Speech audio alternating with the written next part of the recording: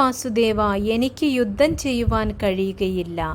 എൻ്റെ ബന്ധുമിത്രാദികളെയും എൻ്റെ സഹോദരങ്ങളെയും എനിക്ക് കൊല്ലുവാൻ സാധിക്കുകയില്ല. അതുകൊണ്ട് തന്നെ എനിക്ക് യുദ്ധത്തിന് ഞാൻ സന്നദ്ധനല്ല എന്ന് ഭഗവാനോട് പറയുന്നു.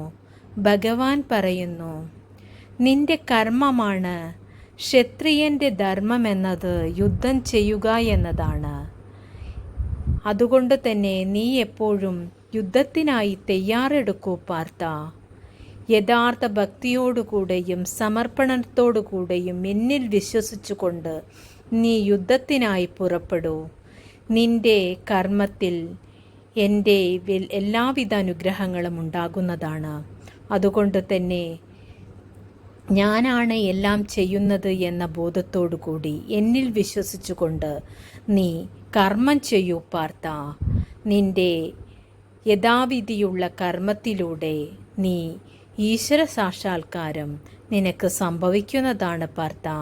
നീ അതിനായി ശ്രമിക്കൂ പാർത്ഥ. നിനക്ക് സർവ്വതിലും വിജയമുണ്ടാകുന്നതാണ്.